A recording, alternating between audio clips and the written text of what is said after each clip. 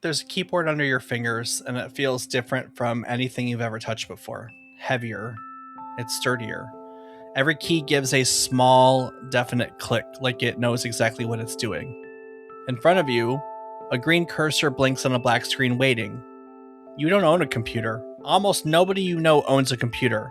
But something about the box sitting on this desk, cream-colored, faintly industrial, familiar in a way you can't quite place, makes you believe this one might actually belong in your house. You've heard the name stamped across the front of it your whole life. On elevators, on typewriters, on paychecks maybe, if your parents work somewhere large enough. That name has never once meant something you could bring home and turn on for fun. Until now. Nobody in the room can tell you what this machine is about to become. Not the reporters, not the salesmen, maybe not even the people who built it. But settle in, and join us as we watch an elephant learn to dance on today's trip down memory card lane.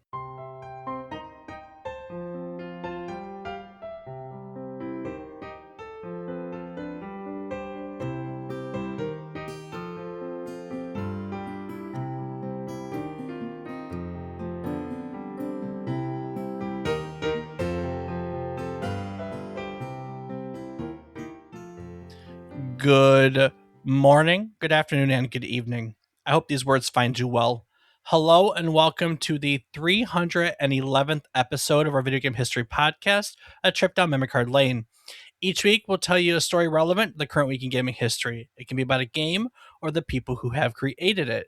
It can be about a console or the technology that brought it to life. We often talk about the companies that bring it all together, making our hobby video games a reality. While telling you each story, we hope to teach you something new about the topic, what it took from the world as its inspiration, or what it gave back to the world in its legacy. Today, we are looking back at the IBM Personal Computer, released on August 12th, 1981, and celebrating its 45th anniversary this week. We will trace how a reluctant corporate giant, a renegade engineering team from Boca Raton, Florida, and a rushed set of decisions made under a deadline that was never supposed to be possible all came together to build a machine that quietly defined the architecture of computing for the next 4 decades, gaming included. I'm David Casson, and as always, I'm joined by my co-host, a man who I have absolutely no doubt would have shown up to IBM's original 1981 press conference in a suit 2 sizes too big, asked the one question the whole room was too polite to ask, and then spent the next 40 years insisting he called it first. He is my brother, of course, Rob Casson. Rob, if IBM had asked you to help pick the price for this thing back in 1981, what do you think? Proper IBM, like, you know, $20,000, $3,000, $1,500. Where do you think that this thing fell? $300. You think the very first IBM computer was $300? Absolutely not, Dave. Okay, But we'll see.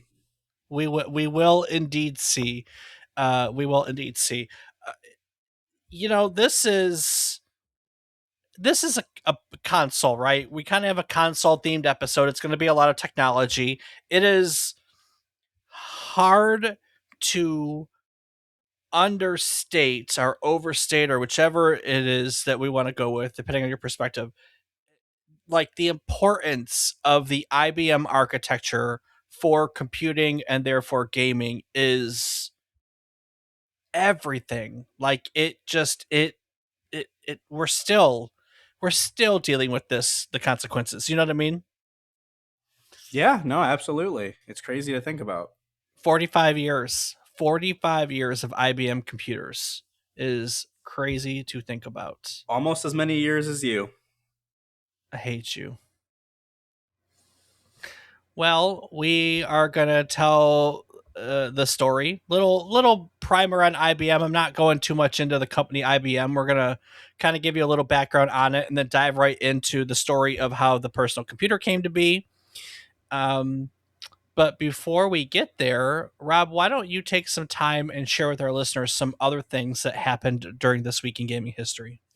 Sure thing. Kicking it off on August 15th, 1986, Starflight was released for MS-DOS, developed by Binary Systems and published by Electronic Arts. Turning 40 this week, it dropped players into the captain's chair of their own starship, setting them out to chart an entire procedurally generated galaxy, trade with alien species, and slowly piece together a mystery that stretched across the whole game world. It was an astonishing amount of freedom to hand a player in 1986, years before anyone was using the term open world. And its DNA is still visible in everything from Mass Effect to Star Control. It's kind of another one where it's like not well known, but its DNA is in absolutely everything. I don't know why I said another one because IBM is well known, but I don't think Starflight is nearly as well known as a game. But it absolutely its DNA is in everything. Like it just the trading, the procedural generation, this concept of an open world. It's one of those games that if you are unaware of it, you should take some time to familiarize yourself with it because it's very important. That's it. That's what I was trying to say. How important is it? Important enough that I'm surprised I don't have an episode on it yet. Well, there's always next year, Dave. There is always next year, Rob. Speaking of other topics I should have episodes on, what else we got? Well, on August 9th, 1996, Harvest Moon arrived for the Super Nintendo, developed by Pack and Video and Victor Interactive Software, and it's celebrating 30 years this month. Instead of dungeons or high scores, it asked players to tend crops, raise animals, and build a quiet life in a small farming town, turning routine and patience into the actual gameplay loop. That gentle, unhurried pace was almost radical for its time, and it planted the seed for an entire genre of farming and life sim games. And coincidentally enough, Dave, we actually did tell this story back in episode 41, so to learn about it, go there. Yes, indeedy. We told the Harvest Moon story and the story of seasons, which it's known as now. Kind of talked about why that name change happened. I myself, big Harvest Moon fan. Love myself the farming simulator genre. Always have. Farming and life sims has been a thing for me forever. Says a So man with no hours in farming sim 2017. okay, yeah. Well, says the man who has no hours in Stardew. Yeah, because I was playing actual farming simulator, Dave. Yeah. Come at me, bro. I got hours. I got hours in Stardew. We both just prefer our approach. You like the actual simulation, and I like the charm of people. I guess I don't know. I don't know, Dave, but I think that we should move on to the next topic. Sure, let's do that. Well, next up, System Shock 2 turns 27 this week. Launching for Windows on August 11th, 1999, it was a joint effort between Irrational Games and Looking Glass Studios, building on the legacy of the original System Shock by fusing first person shooting with role playing progression and horror pacing, trapping players aboard a ship stalked by the same chilling AI, Shodan, that had haunted the original. Its influence on the genre that would come to be called the immersive sim is hard to overstate. And if you want the deeper history there, that's episode 207. So go learn.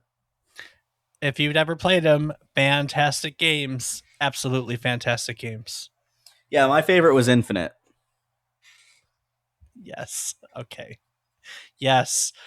It definitely inspired the BioShock series. Good plug. You'd learn that in episode 207. Good call.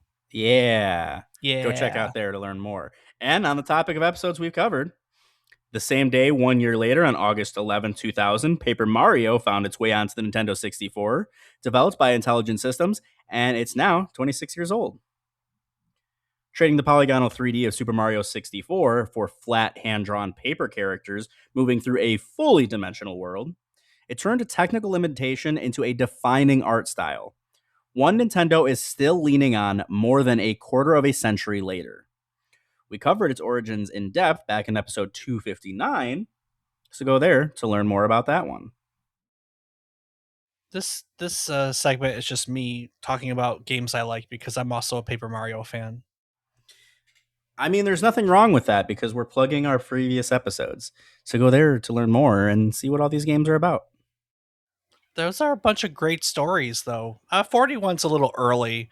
I'm not vouching for that one, but by 207, definitely by 259, I had my stuff together. Well, Dave, I'll let you keep thinking that, and we'll move on to the last up for this week in Knew gaming it. I history. knew it. When Gone Home celebrates its 13th anniversary this week. Released for Windows, Mac, and Linux on August 15, 2013, and developed by the Fulbright Company, there were no monsters, no combat, barely any traditional puzzles at all. Just an empty house and a family story told entirely through the objects left behind in it. It became one of the defining examples of what people started calling the walking simulator, and it opened the door for a whole wave of narrative focused games that followed in its footsteps. It did. I love me some walking simulators too. Yeah, you know, they got some good ones. Subliminal was fantastic, although it's a little puzzly, so it's not just a walking simulator. Gone Home was a great example of a walking simulator. Oh, we talked about one in one of our previous ones. Journey, right? Eh, No, still Journey's not a no, walking sim. nah. Okay, I guess I don't know. But That's if you want to learn more about Journey and why I might think that, uh, Dave will plug the episode at some point, maybe, or go check in our archives. maybe, maybe. But you're not here to learn about Journey or any other walking sim. You're here to learn about the IBM Personal Computer. So, Dave, why don't you tell them about the IBM Personal Computer? It's such a mouthful.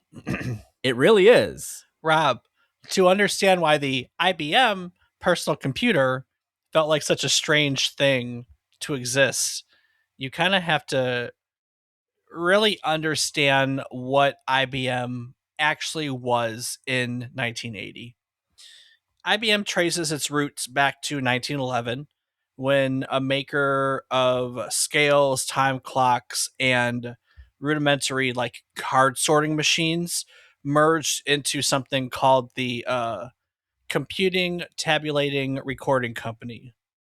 So you have all the these small companies that come together to make this larger company. 3 years later, a fierce, formidable salesman named Thomas Watson took over as its general manager.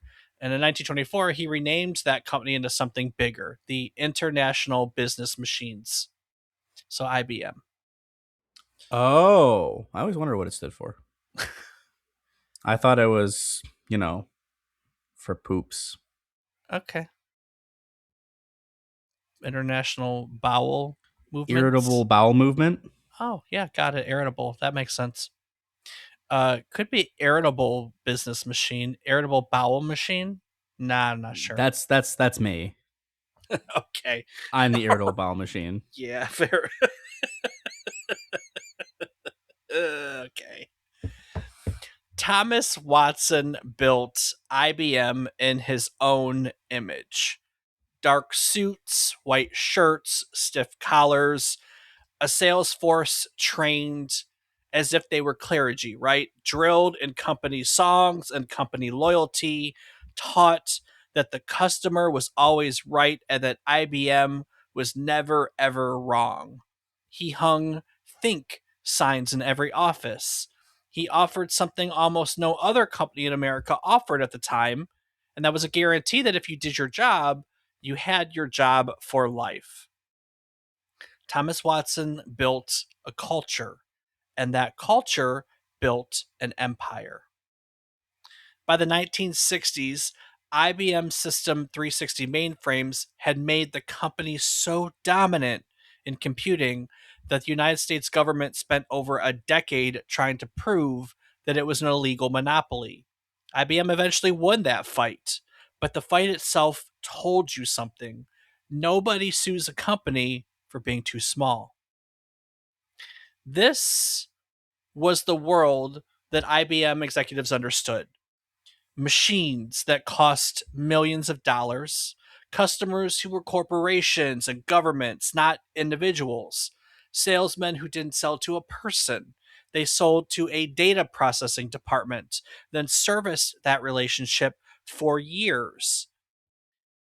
They sold machines that lived in climate controlled rooms, tended by a small priesthood of white coated operators who stood between the computer and everyone else in the building.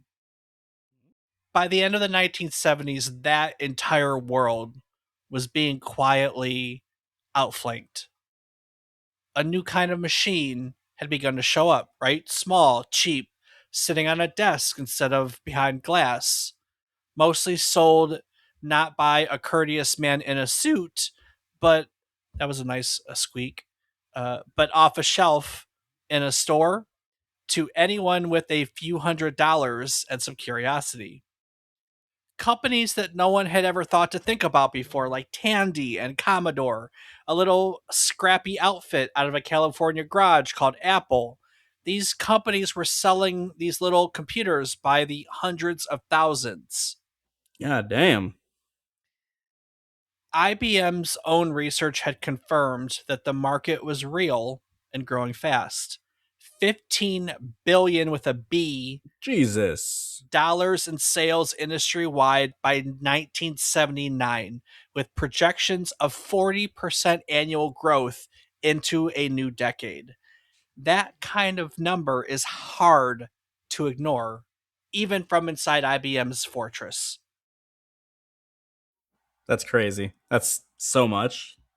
It's so much now, Even let now. alone. Yeah, That's what exactly. literally, like, I was thinking that this is a lot now. But back then, like, what the hell, man? Yeah, absolutely. Absolutely. But the idea of IBM actually building one of these smaller machines struck almost everyone inside the company and outside of the company as ridiculous. IBM's product cycles ran 4 to 5 years. Its last attempt at a small computer, for instance, the IBM 5100, had launched at a price of $20,000. God damn. No wonder they're at 15 billion. A machine that was built for engineers and not computer enthusiasts, right? No, I mean, a rich enthusiast, maybe. Right. The company's entire culture, its manufacturing, its sales force, its legal caution, uh, its marketing. I mean, every bit of it was built for a world that moved in years, not months. One industry analyst put it best in a line that got repeated so often it became kind of shorthand for the whole situation. IBM bringing out a personal computer, he said, would be like teaching an elephant to tap dance. I'm In sure the, it's sum- out there. in the summer of 1979, a mid level IBM executive named Ron Mian tried anyways. He argued that IBM needed to abandon nearly everything the company held sacred if it wanted a shot at this market. Build this machine out of standard, off the shelf parts instead of custom IBM engineering to keep costs down. License a cheap existing operating system, maybe from a small company called maybe Digital Research, maybe from an even smaller company called Microsoft, rather than spend years writing one from scratch. Wait, you mean they're telling me they're not getting things from a small company called Texas International? Not well. That's not even it, is it? I can't remember. Is that right? Texas Instruments. Instruments. Thank you. Texas Instruments. Damn it. Oh, but you laughed. There's something there, isn't there? We're not quite there yet. We're not quite there yet. Okay, I will hold my horses, Dave. It's kind of hard down in Texas, though. To to be fair, IBM as they went through this process looked everywhere. Um, Lastly, Ron suggested that they sell the thing through independent dealers, not IBM's, famously buttoned up sales force. IBM executives listened to the plan, they rejected it. Every one of his ideas violated a rule that the company considered non negotiable. IBM products were designed by IBM, built by IBM, sold by IBM, and serviced by IBM. Then, in January of 1980, Tandy released its annual report. The numbers were hard to argue with. Tandy had sold over 200,000 of its TRS 80 computers the previous year, worth roughly $50 million. Damn. And that company was accelerating, not slowing down. Go Radio Shack. Go Radio Shack indeed. So this wasn't a fad anymore, right? This was a market growing exactly the way that they're being warned that it would, and IBM is sitting outside of it in its entirety. So IBM's leadership reconsidered. That spring, their president, John Opel, made a decision that would set everything else in motion. He put two men in charge of figuring out what to do about this problem, Bill Lowe and Philip Don Estridge. They were heading up something called the Entry Level Systems Unit, based not at IBM's headquarters, but at a modest facility on the edge of a swamp in Boca Raton, Florida. Turns out that distance from the headquarters would matter more than anyone realized at the time. Around this time, a strange proposal landed on IBM's desk from an unexpected direction. Atari, the video game company, offered to build a personal computer that IBM could simply put its name on. An easy shortcut, right? Past IBM's famously slow development process. IBM's chairman, Frank Cary, considered it and rejected it. Handing your name to somebody else's engineering wasn't IBM's style, no matter what the time savings meant. What Cary wanted instead came from Bill Lowe in a meeting that would become the stuff of company legend. Lowe proposed something almost reckless by IBM standards. He said, pull together a small independent team, cut them loose from IBM's usual bureaucracy entirely, and let them build a working prototype in 30 days. Damn. That prototype, when it arrived, barely functioned. But it came bundled with something more persuasive than working hardware. It came with a detailed business plan built around an idea that, again, ran against everything IBM had ever done. Open architecture. Off-the-shelf parts sold through ordinary retail stores. And underneath it all, what caught everyone's attention was a sales estimate so confident that it's hard for these board members to ignore. 220,000 machines sold over 3 years. More units. That was more units than existed in IBM's entire installed base of computers at the time. Wow. And that was enough. The corporate management committee approved the project on the spot, folding Lowe's small group into an official business unit with a new code name, Project Chess. Frank Cary personally guaranteed the financing. Then he gave Lowe an order that almost sounded like a dare. Find somewhere private to put your team, somewhere away from the rest of IBM, pick somebody good to run it, and report back in a month. Word spread through IBM fast. On a single day, more than 500 employees called in, asking to be a part of whatever this was. Nobody involved knew it yet, but frankly, the elephant had just decided to try tap dancing. Well, better make some big shoes. Bill Lowe had won IBM's blessing for the project, but by the fall of 1980, his career was already pulling him elsewhere. There was a sudden death at IBM's Rochester, Minnesota plant. It left a leadership vacancy, and Lowe, having really already proved himself with the pitch for the personal computer, was reassigned to fill it. And so the project needed a new leader. There were several ambitious people inside Boca Raton that assumed the job was theirs for the taking. Instead, it went to someone that nobody else would have probably picked. Philip Don Estridge was 43 years old, a solid but otherwise unremarkable manager at an age when IBM's rising stars had usually made vice president. He wasn't a favorite.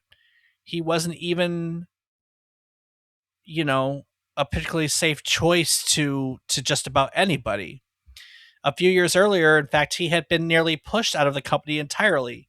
He led development on an operating system for a troubled mini computer that was called the Series 1. It was a project that was so far behind schedule and so far over budget that it left a permanent mark on Estridge's record. He His walked away permanent record? his a permanent mark. He was associated with the Series 1 and the problems in that project. It became what he was known for. He walked away from that experience having sworn that he would never personally manage a software project again.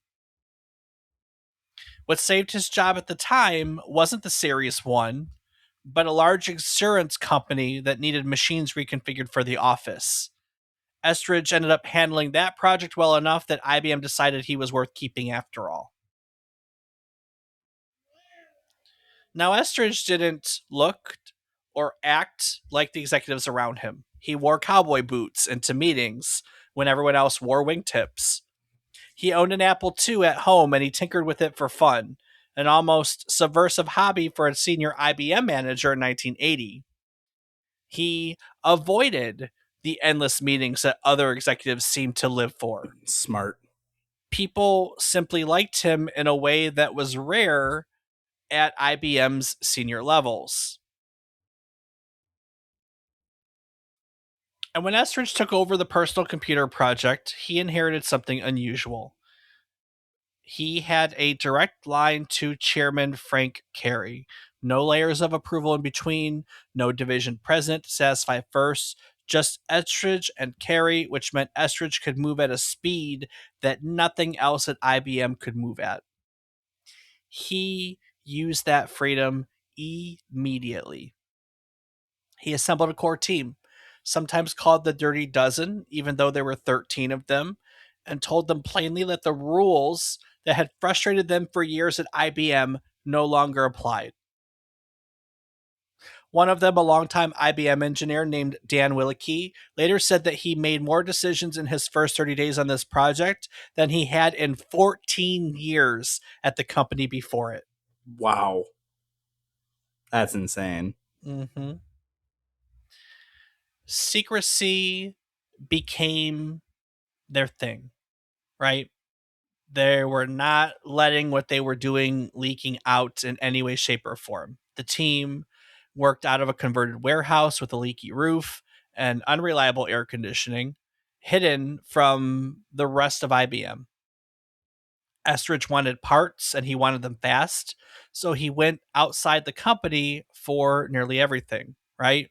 He ended up with a processor from Intel, a disk drive from an outside supplier, and most unusual probably for IBM at the time, an operating system that he had no interest in writing himself. That decision led his team to Seattle, and wouldn't you know it, a 24-year-old college dropout named Bill Gates. Whoa. In late September of 1980, Gates and his business partner Steve Ballmer flew down to Boca Raton to meet Estridge's group.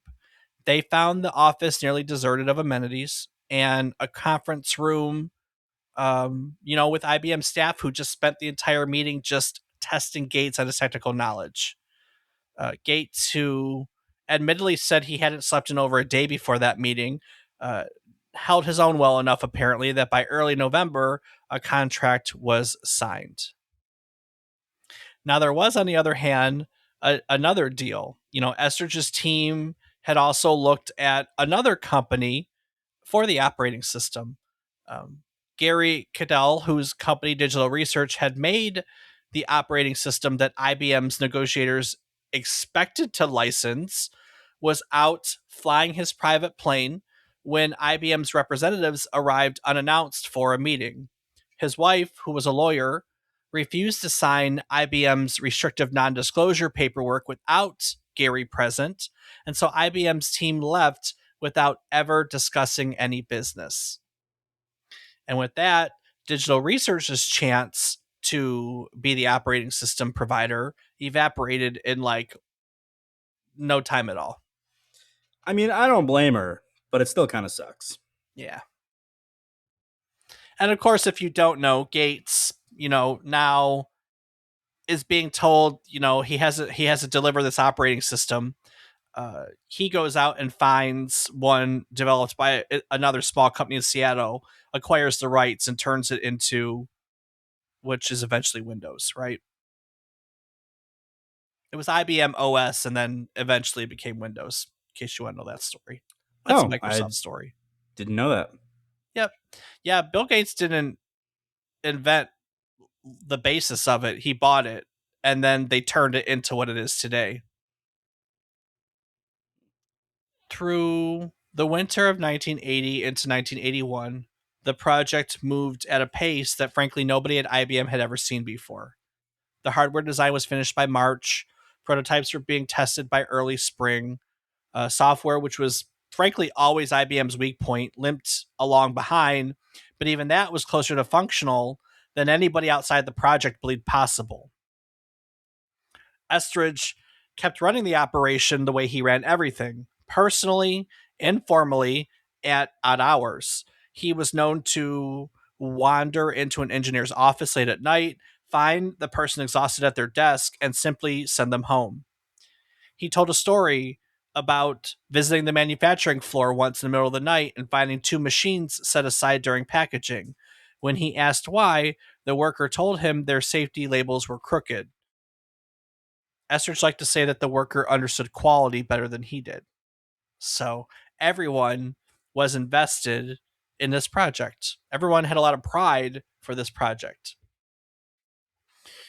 As August approached, small emergencies kept surfacing right up until last minute.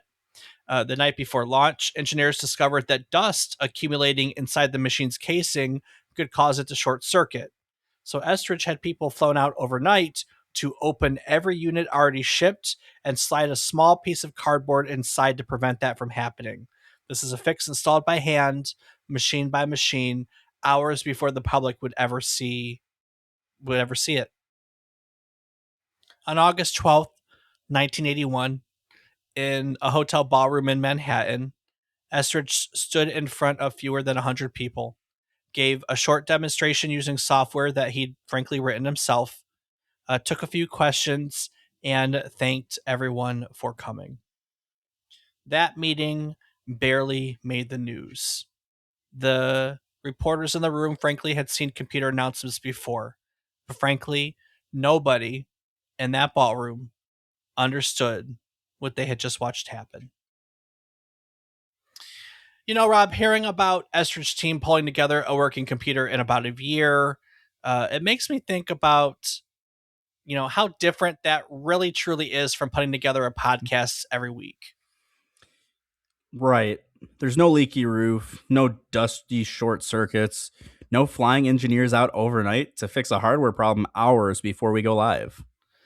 I mean, that's all true. I do feel like Estridge sometimes, sneaking around trying to get something finished on a deadline that no one thinks is realistic. But I think the difference is to podcasts, we use Zencaster, right? It's an all-in-one podcasting platform that takes the chaos out of recording entirely. You just log in from your browser, hit record, and you're instantly capturing studio quality audio and up to 4K video. There's no custom hardware, no secret warehouse, no cardboard shims. And what about when things go wrong mid-recording? Because that's when they're bound to go wrong. Well, that's where Zencaster's multi-layered backups come in. Even if your connection drops, your recordings stay safe and the highest quality. There's no lost work, no scrambling together the night before launch. And what about editing? Don't tell me that it takes a warehouse full of engineers. Not even close. Zencaster's post-production tools automatically clean up background noise, trim filler words, and balance out your audio. There is all the polish with none of the grind. And once it's ready, how do we get it out to the people? Don't tell me that we need our own sales force for that. Nope, just Zencaster. It distributes your podcast directly to Spotify, Apple Podcasts, and all the major platforms right from a single dashboard. You can record, refine, and release all from one place. Basically, the opposite of trying to get something through IBM's approval process. Pretty much.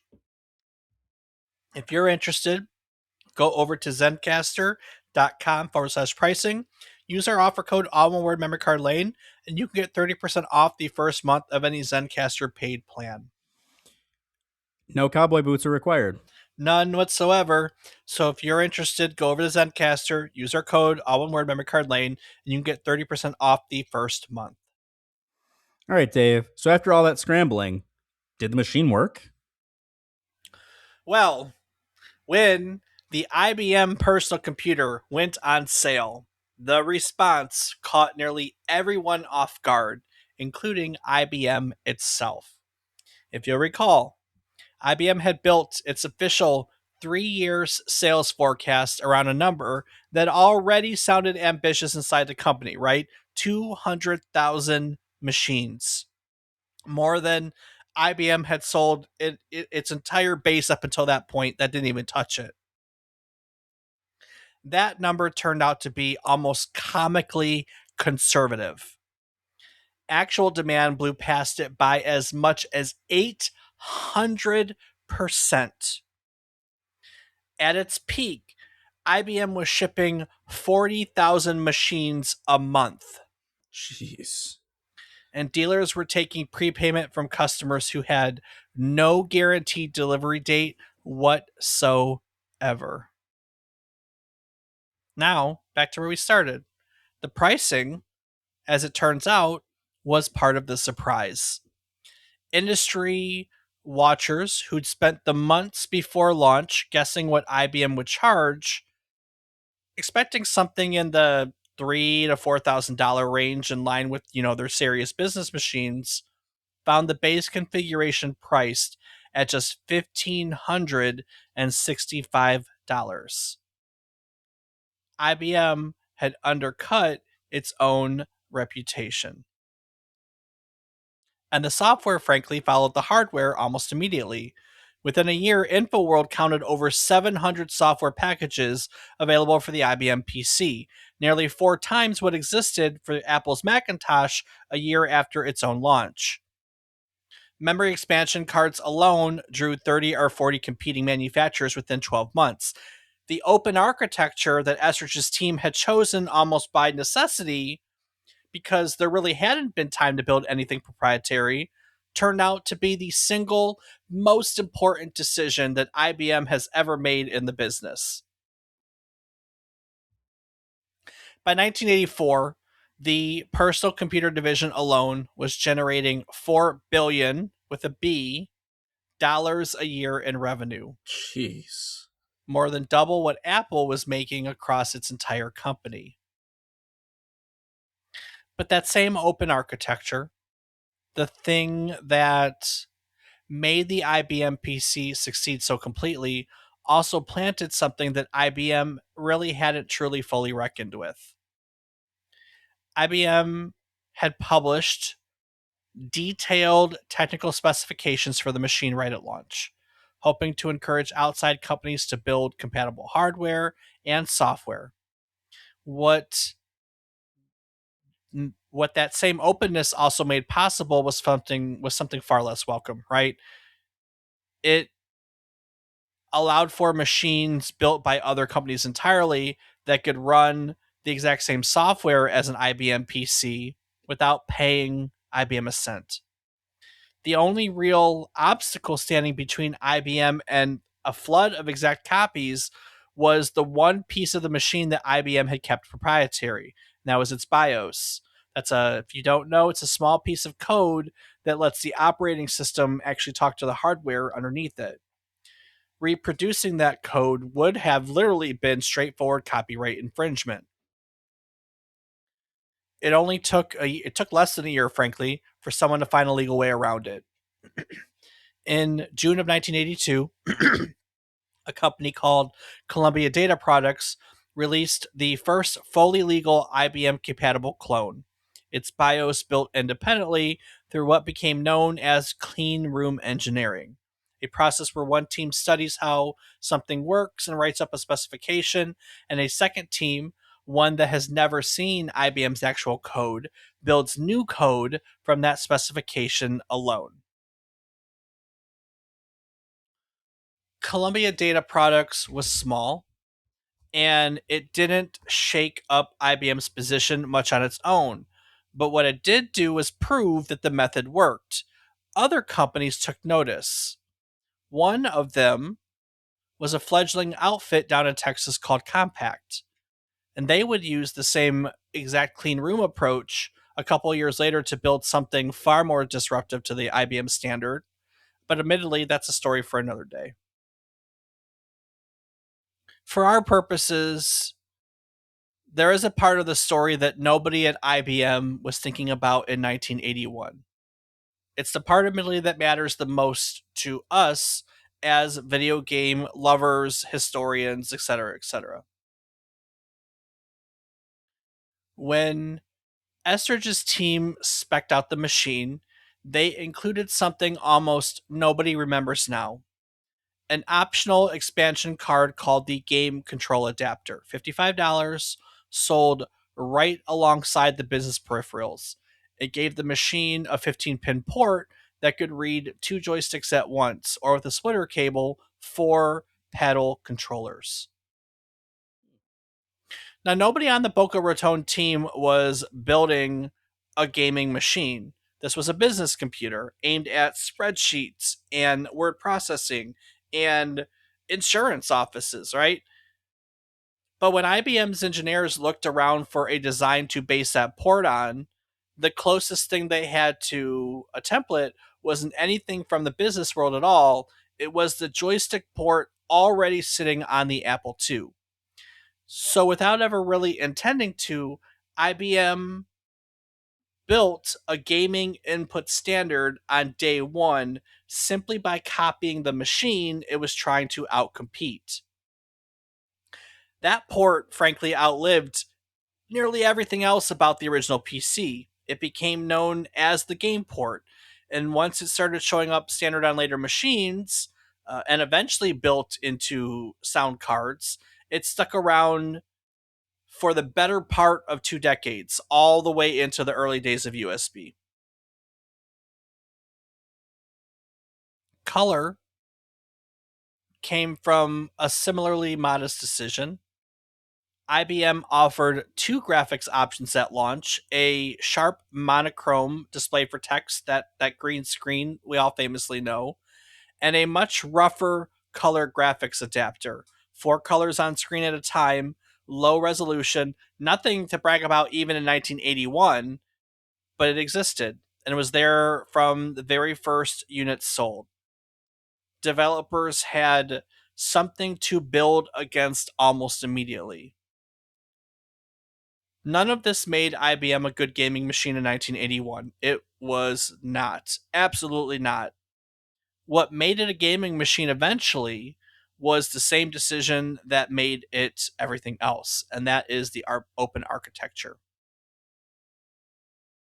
Because IBM publishes specifications, right, and built that machine out of standard replaceable parts, nothing stopped, as we know, outside companies from designing hardware that plugged into that same slot and did something that IBM never even asked for or anticipated. And so throughout the rest of the 1980s, that's exactly what happened. A Canadian company called AdLib released a sound card in 1987 built around a Yamaha music chip, giving PC games actual instrumentation instead of that thin one note beeping that the internal speaker was capable of. Sierra Online, to their credit, put their weight behind it almost immediately. And by 1989, because of that series of events, a Singapore-based company called Creative Labs released something called the Sound Blaster, fully compatible with everything AdLib had established, and it added the ability to play back real digitized sound and speech on top of it. Within a couple of years, the Sound Blaster was the best-selling expansion card for the entire platform. And doesn't it still exist to this day, Dave? Or very It still does. They still sell Sound Blaster cards to this day. Crazy.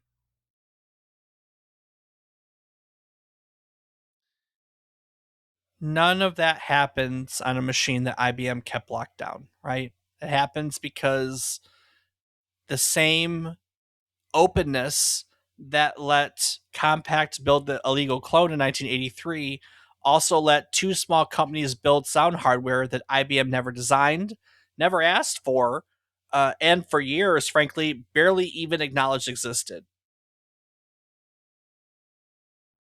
And the install base also mattered as much as the openness because IBM had sold this thing into offices by the millions. There were suddenly more of these machines sitting in homes than anything Apple or Commodore could match, which meant that any company building a sound card, a graphics card, a better joystick, software had an enormous built in audience waiting for them. Now, we've walked through some of these earlier stories before. In November of 1982, Flight Simulator became one of the earliest serious showcases for what this machine could do with the game. We covered that back in episode 62. And then as the IBM platform evolved, you know, the personal computer evolved. They came out with different versions of it, and they're eventually they did come out with one that they hoped was more geared towards gaming, and that would be the IBM PC Junior. In May of 1984, Roberta Williams built King's Quest specifically to show off all the capabilities of the IBM PC Junior. We told that story back in episode 89. So we've been here before. We've just never looked at the platform. We've only looked at the software that was made for it. So we're bringing it full circle. IBM built a business machine. It never meant to build a gaming platform. But by refusing to lock the thing down, by leaving the door open the way this team had to, um, they built the foundation that an entire industry of PC game developers would literally spend the next decade building on top of. In 1981, IBM built a computer that nobody expected them to build, in a way nobody at IBM had ever operated before, led by a man that nobody expected to be leading it. And in doing exactly that, they created a machine so open that it would eventually make the letters after its own name mean something far bigger than IBM itself.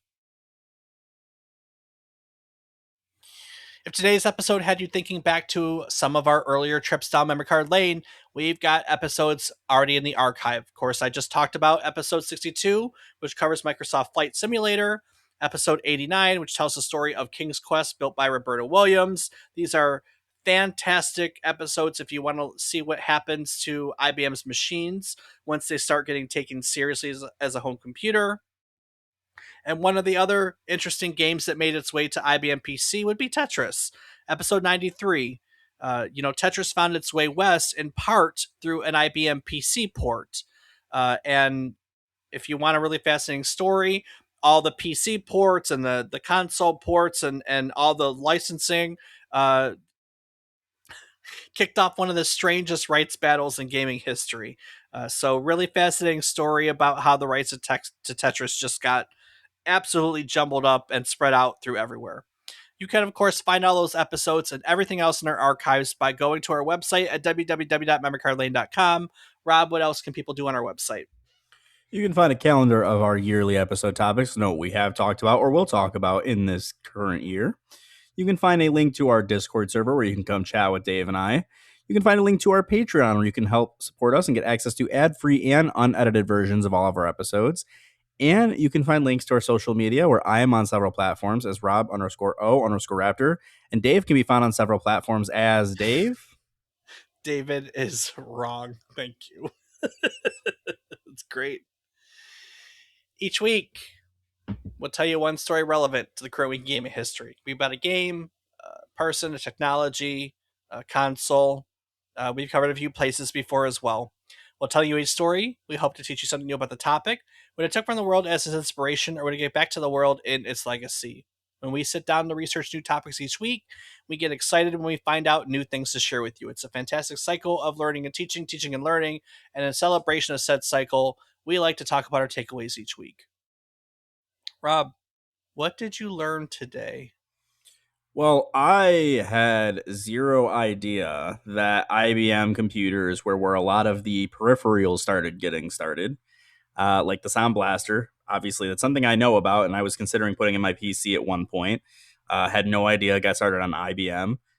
The graphics cards you mentioned, the four paddles or two joysticks is mind blowing that it was that early on a computer. And also that Bill Gates didn't start with Microsoft, but started with IBM and their operating system. No, he started with Microsoft. He did. Okay, He, so he just then also helped IBM.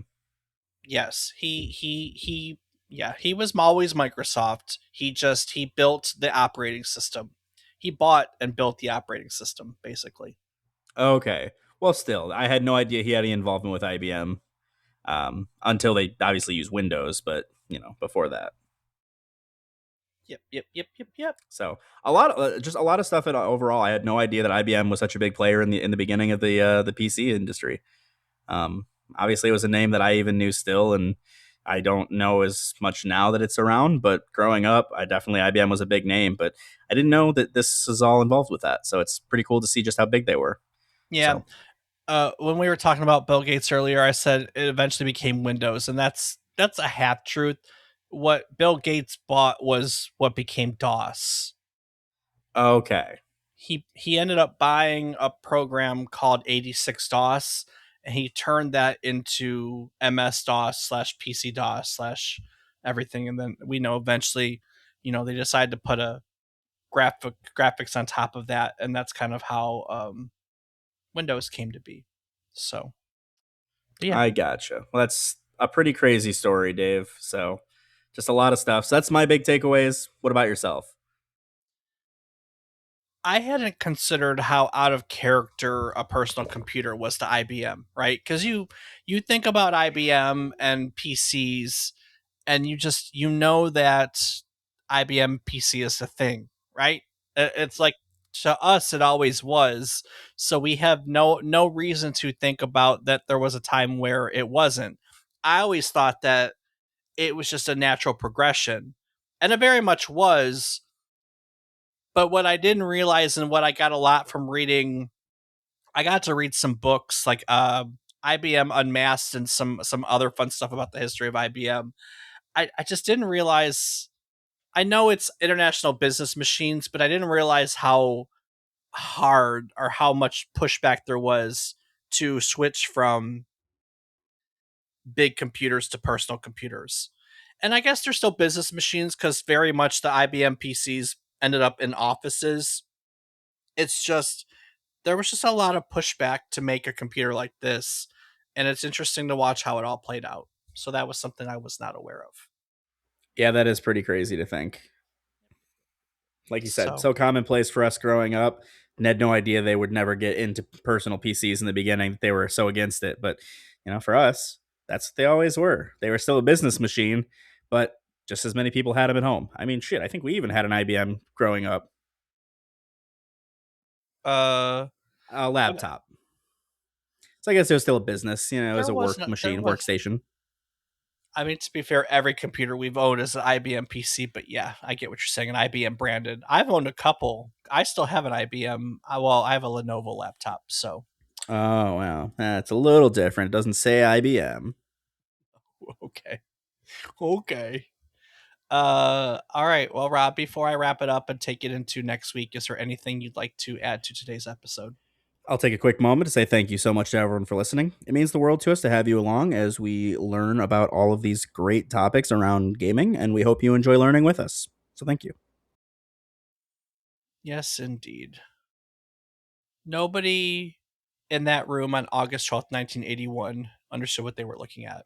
Not the reporters who filed short, unremarkable stories and moved on to the next thing. Not the analysts who spent years afterwards trying to explain in hindsight what had felt so unpredictable in that moment. Maybe not even Estridge himself standing at the podium doing his own demo, thanking a room of fewer than 100 people for showing up. The elephant had learned to dance, but nobody watching could have told you that this particular dance would still be popular 45 years later. What's strange looking back is how much of what made the IBM PC matter came from things that Estridge's team never really set out to build. They didn't set out to build an entire industry's architecture for the next 4 decades. They set out to hit a deadline. They didn't set out to build a gaming platform. They copied a joystick port from Apple because there wasn't time to invent something better. The open architecture wasn't a grand vision of empowering outside developers. It was the fastest way to get a machine out the door before some engineer got cold feet. And yet, a rush decision about a $55 expansion card ended up outliving the machine it was built for by 20 years. A shortcut taken to save time in 1980 ended up handing the entire personal computer industry its blueprint. A company that built its own identity on control, a company that built its whole identity on control, on owning every piece of what it sold, succeeded here specifically because just this once, it finally let go. Now, Don Estridge didn't get to see most of what came from that. He was eventually pushed out of the project that he built within a few years, sidelined by the bureaucracy that he'd escaped just long enough to get this machine into the world. And unfortunately, he died in a plane crash in 1985. But the machine that he built kept going. It absorbed the sound cards that nobody at IBM designed, running games that nobody at IBM imagined, and a foundation that, a dozen or so engineers threw together in a warehouse with a leaky roof on a deadline that was never supposed to be possible.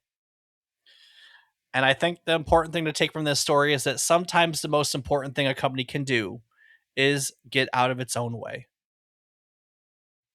Next week, we are leaving the world of business machines behind for something a little more claustrophobic. In 1980, two college students at UC Santa Cruz built a game called Rogue, a dungeon crawler made of nothing but text and a die roll, where the map had never existed before and would never exist again the moment you died in it. No save file, no second chances. Just you, the dark, and a potion you won't know is poison until it's too late. It gave an entire genre its name, and 45 years later, we're still building games on the blueprint it left behind. So grab your torch. So grab your torch and join us next week as we head underground and take another trip down memory card lane. Do the thing. Ba-ba-dum-dum-dum-dum-dum-dum-dum.